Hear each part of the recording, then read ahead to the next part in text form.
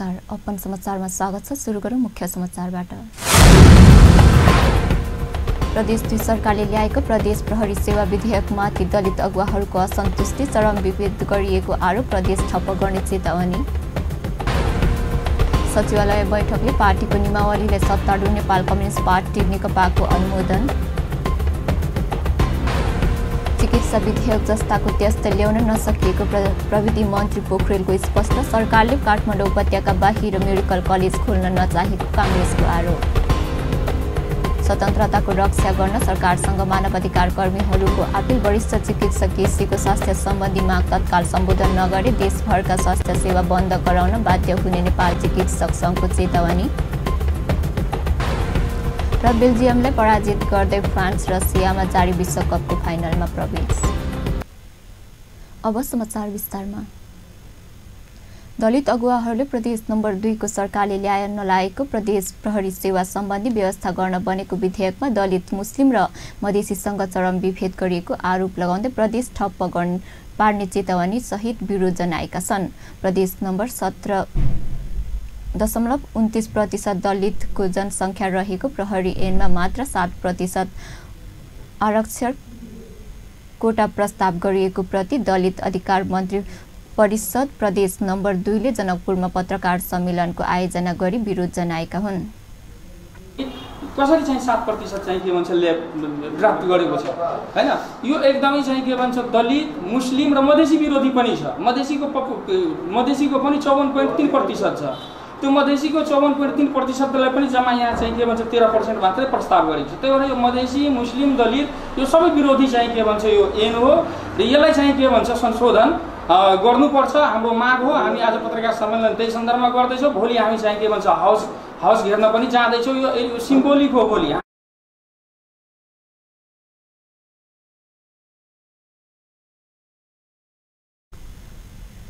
प्रदेशमा मधेसी 54.36% रहेको 13%, 11.58% मुस्लिम रहेको 5% मात्र आरक्षण कोटाको प्रस्ताव गर्नु मधेसी, दलित र मुस्लिम विरोधी कार्य रहेको उनीहरूको आरोप छ। खस आएको जनसङ्ख्या 4.89 रहेकोमा 5% र जनजातिको जनसङ्ख्या 6.61% रहेको 15% आरक्षण छुट्याउनु षड्यन्त्र रहेको समेत उनीहरूको भनाइ छ। जुन निन्दनीय छ, मधेस आन्दोलन खस आरेको विरुद्धमा भएको थियो, तर प्रदेश नम्बर 2 मा खस आरेको जनसङ्ख्या 4.89% रहेकोमा 5% र मुस्लिमको जनसङ्ख्या 11.58% रहेकोमा पूर्ण आधारमा 5% आरक्षणको व्यवस्था गरेको हो। तसर्थ प्रदेश 2 का दलितहरू प्रदेश सरकार समक्ष निम्न माग अघि सारेको छन्। हाम्रो मागहरू सम्बोधन नभए हामी कठोर आन्दोलन गर्न बाध्य हुनेछौँ। हाम्रो मागहरू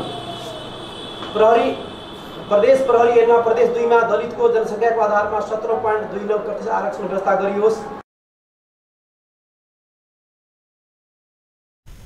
पहिलो मधेस आन्दोलनको दोस्रो शहीद प्रमोद सदा रहेको स्मरण गराउँदै परिषदका प्रवक्ता पासवानले मधेस आन्दोलनमा अहिलेसम्म 11 जना दलितको शहादत दिएको नभुल्न समेत सरकारले चेतावनी दिएका छन्। मधेस आन्दोलनको जगमा बनेको प्रदेश सरकारको ऐन हेर्दा केन्द्रीय सरकार भन्दा पनि कठोर विभेदपूर्ण रहेको पासवानको तर्क छ। मधेस सबै वर्ग र जातिको ज्ञान भएका महान्यायाधीश वक्ता दिपेन्द्र झाको यस्तो ऐन हेर्दा आफूहरू आश्चर्यचकित बनेको समेत उनीहरूले बताए।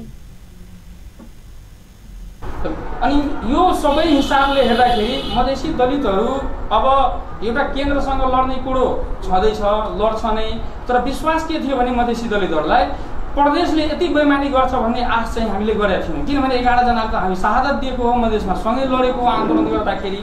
त्यो हिसाबले चाहिँ यति बेइमानी गर्छ भन्ने हामीले सोचेको थिएनौँ। तर केन्द्र सरकारभन्दा पनि बढी बेइमान, बढी चाहिँ के भन्छ तपाईँको यो हामीलाई तल पार्ने गरी चाहिँ के भन्छ जुन ऐन ल्याएको छ, यो एकदमै चाहिँ के भन्छ हामी त्यसको विरोध गर्छौँ। आफूहरूको मागप्रति सरकार ध्यान नदिए बुधबारदेखि सुरु हुने प्रदेश सभाको बैठक स्थल घेर्ने सम्मको चेतावनी उनीहरूले दिएका छन्। आफूहरू प्रदेश नै ठप्प पार्ने गरी आन्दोलन समेत गर्ने उनीहरूले चेतावनी दिएका छन्। विषालु सर्पदंशबाट सिराहाको गोलबजारमा मंगलबार साँझ एकजनाको मृत्यु भएको छ। मृत्यु हुनेमा गोलबजार नगरपालिका 8 चोहरुवा भाइजिट्रोल निवासी 55 वर्षीय देवलाल राउत रहेका छन्। घरमै खाना खाएर सुत्न जाने बेलामा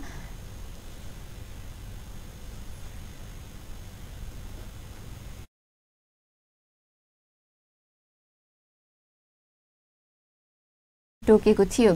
सर्पले टोके लगतै उपचारको लागि चोहरुवा स्थित जयकालीन सर्पदंश उपचार केन्द्र चोहरुवामा भर्ना गरिए पनि त्यहाँ उपचार हुन नसकेपछि थप उपचारको लागि धरान लैजाँदै गर्दा बाटोमै उनको मृत्यु भएको परिवारजनले बताएका छन्। वीरगञ्जको घण्टाघर नजिकै हत्या गरेर फालिएको अवस्थामा भेटिएका भिखारी रामको हत्यामा संलग्न रहेको आरोपमा 3 जनालाई पक्राउ गरी प्रहरीले सार्वजनिक गरेको छ। जिल्ला प्रहरी कार्यालय र पर्साले पत्रकार सम्मेलन गरी 3 जना सार्वजनिक गरेको हो।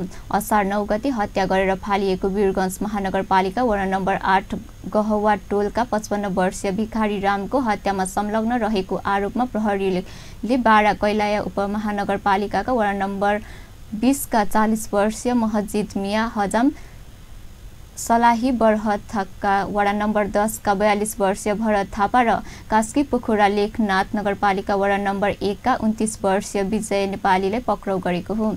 बाटोमा वाद विवाद हुँदा महजिद मिया हजामले भिखारी रामलाई ढुङ्गाले प्रहार गरी हत्या गरेको प्रहरी उपनिरीक्षक रेवती ढकालले जानकारी दिनुभएको छ। हत्यापछि भरत थापा र विजय नेपालीले मृतकको जीव तलासी गरी मोबाइल समेत लुटेर फरार भएका थिए। हत्याका सहायक भूमिका खेलेको भन्दै थापा र नेपाली माथि समेत कर्तव्य ज्यान मुद्दामा म्यादली अनुसन्धान भइरहेको प्रहरीले जनाएको छ।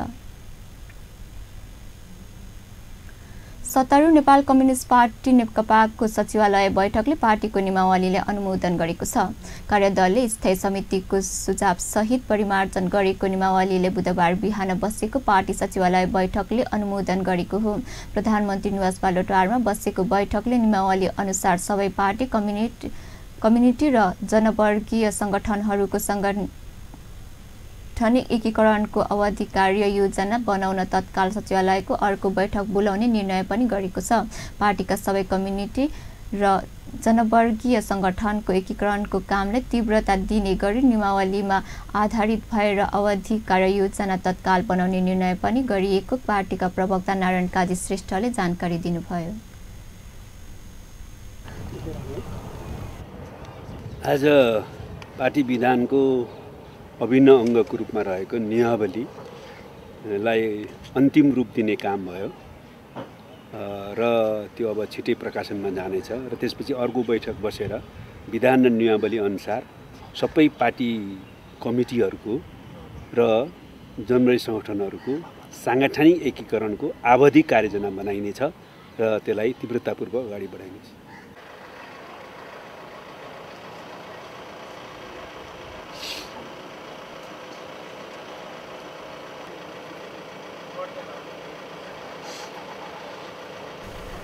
पार्टीका नेताद्वय वामदेव गौतम र रामबहादुर थापा तथा महासचिव विष्णु पौडेल रहेको कार्यदलले तयार पारेको सो नियमावली तत्काल प्रकाशन गरी सबै पार्टी कमिटीहरूमा पठाउने निर्णय पनि सचिवालय बैठकले गरेको छ। नियमावलीमा 2 पार्टीको जनवर्गीय संगठनको एकीकरण गर्दा एउटालाई अध्यक्ष र अर्को संगठनलाई सचिव दिने गरी एकीकरण गर्ने व्यवस्था गरिएको छ। त्यसैगरी प्रदेश संगठनको हकमा संयोजक र सचिव मात्र पदाधिकारी रहने व्यवस्था गरिएको छ। दुवै कमिटीका केन्द्रीय सदस्यहरूलाई मिलान गरेर एकीकृत केन्द्रीय समिति बनाउने व्यवस्था गरिएको छ। जनवर्गीय संगठन र कमिटीहरूको एकीकरण गर्दा दुवै संगठनका नेताहरूको सुझावलाई मूल आधार बनाउने पनि नियमावलीमा उल्लेख गरिएको छ। संसदीय सुनवाई विशेष समितिले कार्यविधि तय गर्नका लागि 3 सदस्यीय उपसमिति गठन गरेको छ। मंगलबार सिंहदरबारमा बसेको संसदीय सुनवाई विशेष समितिको पहिलो बैठकले कार्यविधि तय गर्नका लागि नेकपाका योगेश भट्टराई र शिव कुमार मण्डल तथा प्रमुख प्रतिपक्ष दल नेपाली काङ्ग्रेसकी पुष्पा भुसाल रहनु भएको 3 सदस्यीय उपसमिति गठन गरेको हो। उपसमितिलाई भोलिसम्म कार्यविधि तय गर्ने कार्यादेश दिएको समितिका ज्येष्ठ सदस्य लक्ष्मणलाल कर्णले जानकारी दिनुभयो। संवैधानिक परिषदले समितिको सचिवालयमा प्रधान न्यायाधीश नियुक्त प्रक्रिया अघि बढाउन पत्राचार गरिसकेको छ। सोही पत्राचारलाई समेत ध्यानमा राखेर समितिको कार्यविधि तय गर्न उपसमिति गठन गरिएको पनि ज्येष्ठ सदस्य कर्णले बताउनुभयो।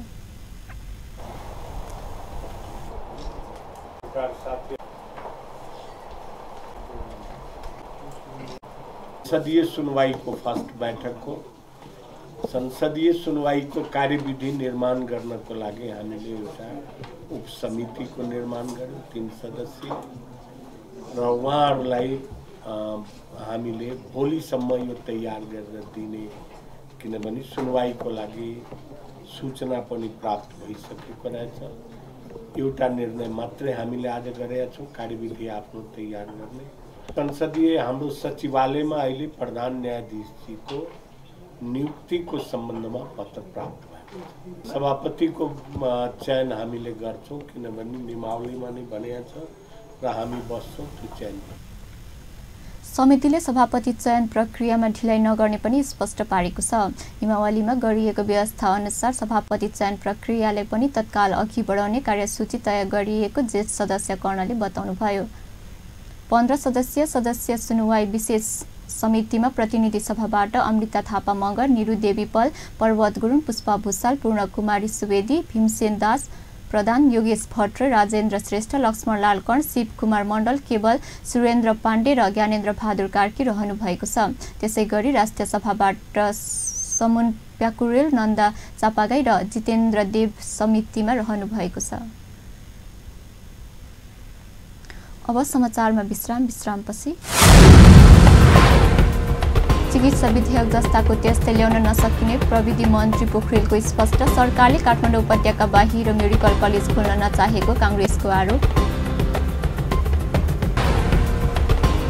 स्वतन्त्रताको रक्षा गर्न सरकारसँग मानवाधिकार कर्मीहरूको आपिल। वरिष्ठ चिकित्सक केसीको स्वास्थ्य सम्बन्धी माग तत्काल सम्बोधन नगरे देशभरका स्वास्थ्य सेवा बन्द गराउन बाध्य हुने नेपाल चिकित्सक सङ्घको चेतावनी।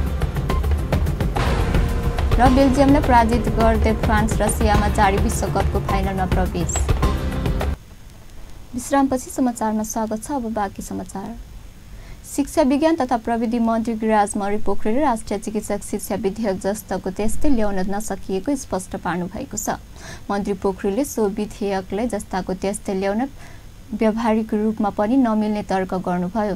विधेयकबारे राष्ट्रिय सभामा पेश गरिएको जरुरी सार्वजनिक महत्त्वको प्रस्तावमाथि सांसदहरूले उठाएका प्रश्नको जवाब दिँदै उहाँले विधेयकलाई सामयिक बनाउन प्रधानमन्त्रीकै नेतृत्वमा 17 सदस्यीय उच्चस्तरीय आयोग बनाउने गरी प्रतिस्थापना विधेयक ल्याइएको पनि स्पष्ट पार्नुभयो। उहाँले मेडिकल कलेज स्थापना गर्ने विषयमा आवश्यक निर्णय लिने काम सोही आयोगलाई दिने व्यवस्था गरिएको दावी गर्नुभयो। मन्त्री पोखरेलले आयोग गठन गरेर चिकित्सा शिक्षा देखिएको सबै समस्या समाधान गरेर जान पनि वरिष्ठ चिकित्सक केसीले आग्रह गर्नुभयो। उहाँले आयोग गठन गर्ने बेला अनसनमा बसेर वरिष्ठ चिकित्सक केसीले सही काम नगरेको दावी समेत गर्नुभयो। मन्त्री पोखरेलले वरिष्ठ चिकित्सक केसीको स्वास्थ्य उपचारका लागि सरकार गम्भीर रहेको पनि बताउनुभयो। प्रमुख प्रतिपक्ष दल नेपाली काङ्ग्रेसले सरकारले काठमाडौँ उपत्यका बाहिर मेडिकल कलेज खोल्न नचाहेको आरोप लगाएको छ। काङ्ग्रेस सांसद राधेश्याम अधिकारीले सरकारले काठमाडौँ उपत्यकाभित्र 10 वटा भन्दा बढी मेडिकल कलेज खोल्न दिने गरी ल्याएको विधेयकको औचित्य पुष्टि गरेर देखाउन पनि चेतावनी दिनुभयो। मंगलबार राष्ट्रिय सभाको बैठकमा बोल्दै उहाँले क्षेत्रीय सन्तुलनको आधारमा सबै प्रदेशमा मेडिकल कलेज स्थापना गर्ने कि नगर्ने स्पष्ट पार्नुस् पनि सरकारको गम्भीर ध्यानकर्षण गराउनुभयो। सांसद अधिकारीले बीपी कोइराला स्वास्थ्य विज्ञान प्रतिष्ठानलाई पनि मेडिकल कलेज खोल्न सम्बन्धमा दिन पाउने व्यवस्था गर्न माग गर्नुभयो। सांसद अधिकारीले वरिष्ठ चिकित्सक गोविन्द केसीले सबै नागरिकको मेडिकल कलेजमा सहज पहुँच पुगोस् भनेर गरेको आन्दोलनलाई निस्तेज पार्न खोजेको भन्दै आपत्ति पनि जनाउनुभयो।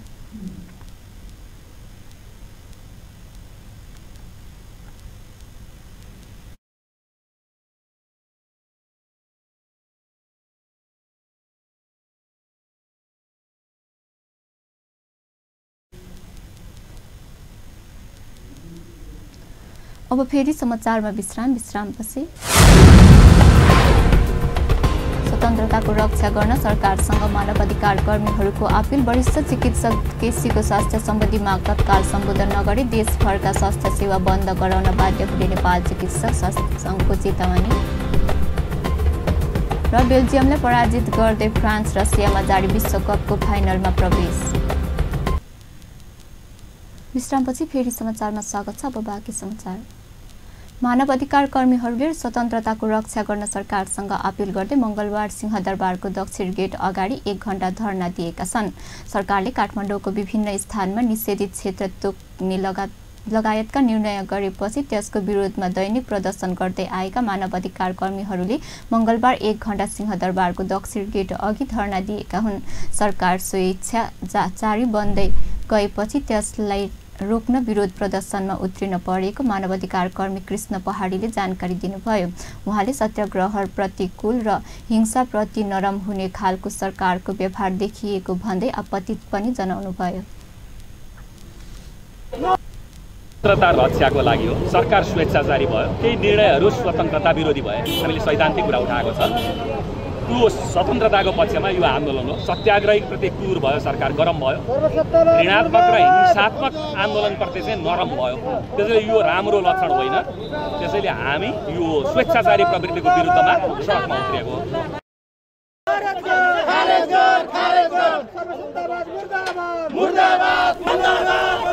यसैबीच निषेधित क्षेत्र तोडेर धरना सहभागी भएका पहाडी सहित 1 दर्जन बढी मानवाधिकार कर्मीहरूलाई प्रहरीले नियन्त्रणमा लिएको छ। मानवाधिकार कर्मीहरूको वरिष्ठ चिकित्सक गोविन्द केसी र गङ्गामाया अधिकारीको जीवन रक्षा गर्न समेत सरकारको पटक पटक ध्यानकर्षण गराउँदै आएको छन्। नेपाल चिकित्सक सङ्घले आमरण अनसन वरिष्ठ चिकित्सक गोविन्द केसीको स्वास्थ्य सम्बन्धी माग तत्काल सम्बोधन नगरी देशभरका स्वास्थ्य सेवा बन्द गराउन बाध्य हुने चेतावनी सरकारले दिएको छ।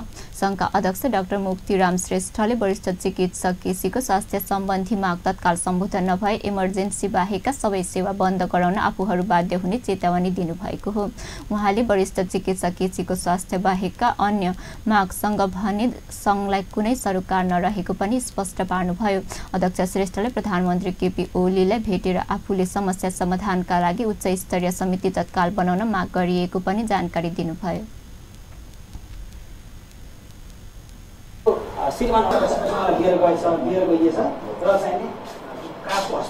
यदि तपाईँले यो समस्या समाधान गर्नु भएन भने हामी बन्द गराउँछौँ भने तपाईँले गराउनु पाउनुहुन्न भन्नुभयो। मैले किन पाउँदैन? हाम्रो अन्तिम हतियार त त्यही हो नि। त हामीलाई त्यो त्यहाँ जान हामीलाई एकदमै इच्छा छैन। तपाईँले बिचमै समिति बनाइदिनुहोस्। समिति बनाएर यो समस्या समाधान गर्नु, जसले गर्दा हामी इमर्जेन्सी हामीले बोर्ड नेममा लेखा। सङ्घले वरिष्ठ चिकित्सक केसीको माग सम्बोधन गर्न सरकारले दबाब दिन विगत 3 दिनीयता हातमा कालो पट्टी बाँधेर विरोध प्रदर्शन गर्दै आएको छ। अध्यक्ष श्रेष्ठले वरिष्ठ चिकित्सक केसीको मागलाई राजनीतिक अपहरणबाट हेर्न नहुने पनि स्पष्ट पार्नुभयो। अब खेल समाचार।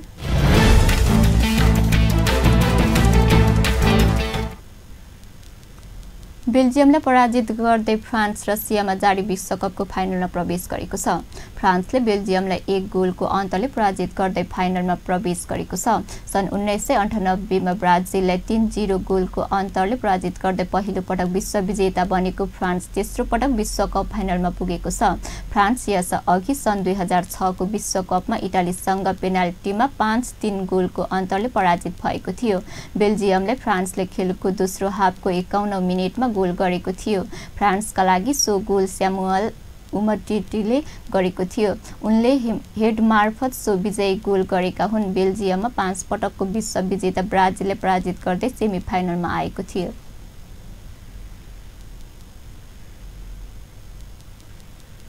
अन्त्यमा मुख्य समाचार पुनः एकपटक। प्रदेश 2 सरकारले ल्याएको प्रदेश प्रहरी सेवा विधेयकमाथि दलित अगुवाहरूको असन्तुष्टि, चरम विधेयक गरिएको आरोप, प्रदेश ठप्प गर्ने चेतावनी। सचिवालय बैठकले पार्टीको नियमावली र सत्तारूढ नेपाल कम्युनिस्ट पार्टी नेकपाको अनुमोदन। चिकित्सा विधेयक जस्ताको त्यस्तै ल्याउन नसकिएको प्रविधि मन्त्री पोखरेलको सरकारले काठमाडौँ उपत्यका बाहिर मेडिकल कलेज खोल्न नचाहेको काङ्ग्रेसको आरोप। स्वतन्त्रताको रक्षा गर्न सरकारसँग मानवाधिकार कर्मीहरूको आपिल। वरिष्ठ चिकित्सक केसीको स्वास्थ्य सम्बन्धी माग तत्काल सम्बोधन नगरे देशभरका स्वास्थ्य सेवा बन्द गराउन बाध्य हुने नेपालका चिकित्सक सङ्घको चेतावनी।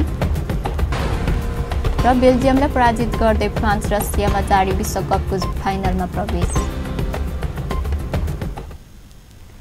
हवस् त अहिलेलाई समाचार यति नै। पल पल खबर तेज नजर अपन टेलिभिजन हेर्दै गर्नुहोला। नमस्कार।